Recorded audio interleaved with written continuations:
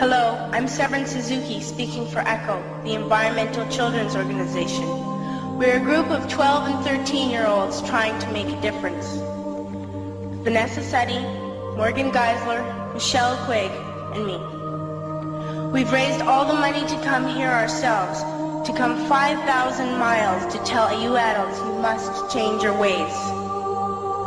Coming up here today, I have no hidden agenda. I am fighting for my future.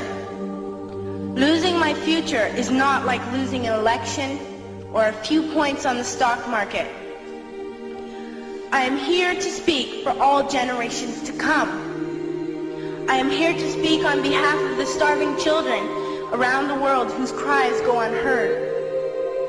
I am here to speak for the countless animals dying across this planet because they have nowhere left to go.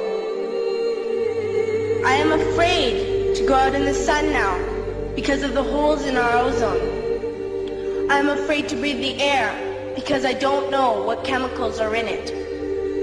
I used to go fishing in Vancouver, my home, with my dad, until just a few years ago we found the fish full of cancers. And now we hear of animals and plants going extinct, every day vanishing forever. In my life, I have dreamt of seeing the great herds of wild animals, jungles and rainforests full of birds and butterflies. But now I wonder if they will even exist for my children to see. Did you have to worry of these things when you were my age? All this is happening before our eyes, and yet we act as if we have all the time we want and all the solutions. I'm only a child and I don't have all the solutions. But I want you to realize, neither do you. You don't know how to fix the holes in our ozone layer. You don't know how to bring the salmon back up a dead stream. You don't know how to bring back an animal now extinct. And you can't bring back the forest that once grew where there is now a desert. If you don't know how to fix it, please stop breaking it. Here, you may be delegates of your government, business people, organizers, reporters, or politicians, but really, your mothers and fathers, sisters and brothers, aunts and uncles, and all of you are someone's child. I'm only a child, yet I know we are all part of a family, 5 billion strong, in fact, 30 million species strong. And borders and governments will never change that. I'm only a child, yet I know we are all in this together and should act as one single world towards one single goal. In my anger, I am not blind, and in my fear, I am not afraid of telling the world how I feel. In my country, we make so much waste. We buy and throw away, and yet northern countries will not share with the needy. Even when we have more than enough, we are afraid to share. We are afraid to let go of some of our wealth.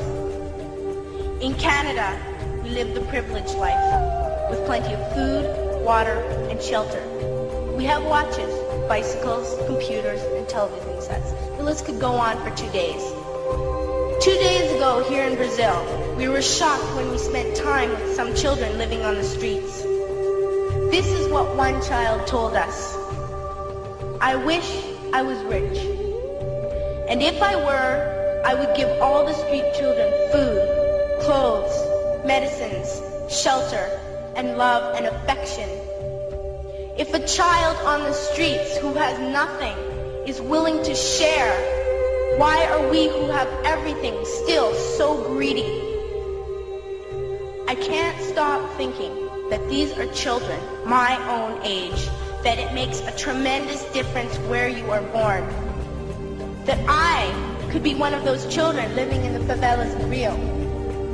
I could be a child starving in Somalia, or a victim of war in the Middle East, or a beggar in India.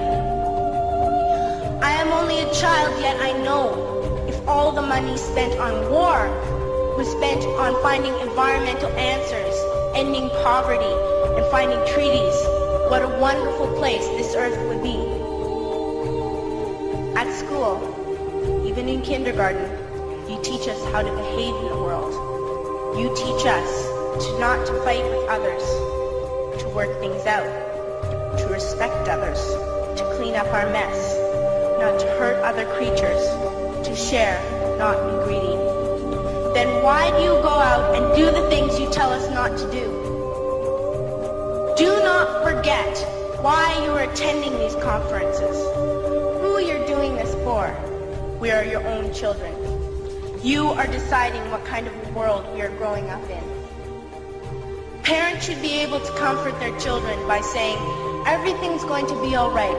It's not the end of the world, and we're doing the best we can. But I don't think you can say that to us anymore. Are we even on your list of priorities? My dad always says, you are what you do, not what you say. Well, what you do makes me cry at night. You grown up say you love us, but I challenge you, please, make your actions reflect your words. Thank you.